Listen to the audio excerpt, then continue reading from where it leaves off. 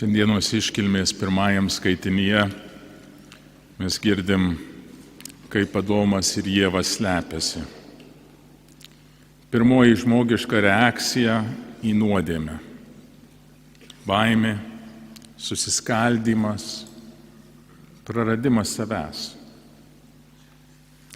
O Dievas ieško. Kur tu? Dievo žodis nėra priekaištas, bet gailestinga paieška. Ir pažadas duotas iš karto. Moteris ir jos palikuonis sutraiškys žalčio galvą. Tai šviesa tunelio pradžioje. Dievas pradeda išganymo istoriją ne iš mūsų vertumo, bet iš savo meilės. Marija, naujoji Ieva, pačioj pradžioje parodoma kaip Dievo pergalės planas. Nekaltasis prasidėjimas tai naujos giesmės pradžia, naujas Dievo kūrinys.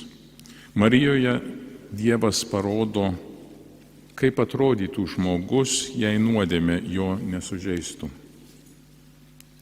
Tai Dievo triumfo giesmė, o ne žmogaus pasiekimas. Antrajam skaitinį girdim, kaip esame išrinkti prieš pasaulio sutvėrimą. Išsirinko mus Kristuje prieš pasaulio sutvėrimą, tai Efeziečiams himno širdis.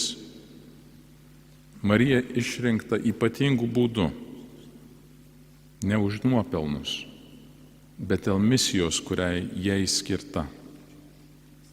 Ši eilutė ir primena, kad visas išganymas yra dovana, ne atlygis. Nekaltasis prasidėjimas tai ne Marijos savybė, bet Dievo meilės projektas. Ir pati kulminacija to kelio tai Marijos laisvas atsakas į Dievo malonę. Sveika malonėmis apdovanotųjai. Graikiškai kecharitomene, malonės pilnoji. Tai tiesioginis nekaltojo prasidėjimo įrodymas. Marija ne tik apvalyta, bet nuo pačios pradžios pripildyta malonės nuo tos pirmos akimirkos. Ir angelų ištartas tebūnie visos žmonijos vardu Marija tampa naujosios kūrinijos vartais. Marija visiškai laisva priimti Dievo valią, nes nėra nuodėmės sužeistumo, kuris jai trukdytų.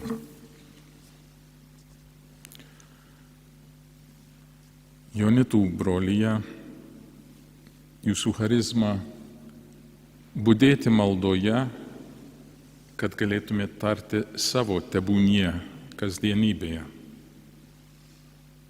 Marija yra klausančios širdies pavyzdys, o jūsų bendruomenės stiprybė visada buvo maldos ir misijos vienybė.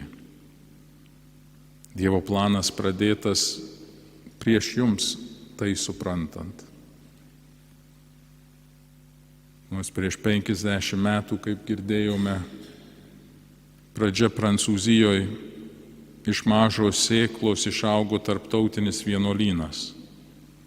Ši bendruomenė visada norėjo būti Jono mokiniai, mylintys, kontempliuojantys, stovintys prie kryžiaus kartu su Marija.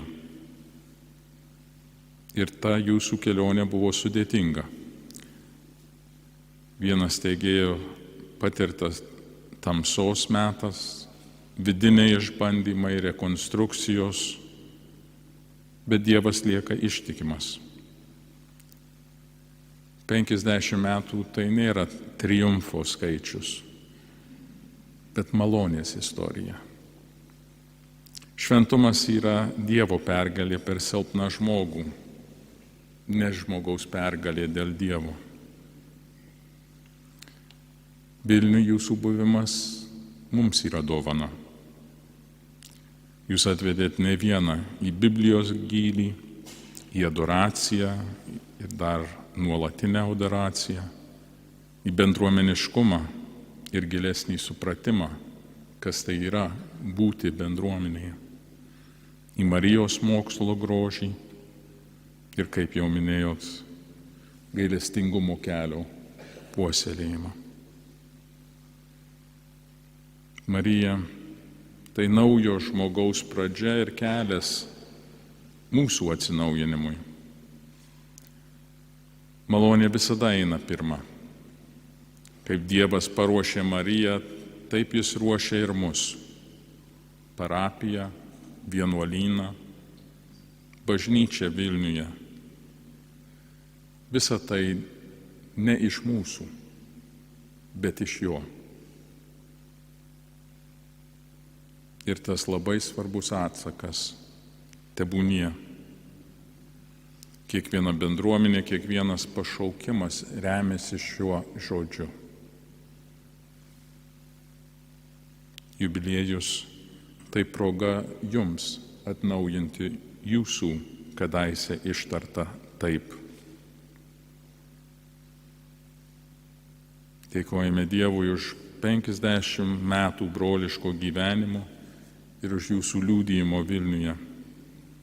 Meldžiame nekaltai pradėtai švenčiausiai mergeliai Marijai, malonės pilnojai, kad įvestų jūs į naują pašaukimų brandą ir kad kartu su šiandieninė parapija jūs kasdien atnaujintumėt tebūnie Viešpaties žodžiui.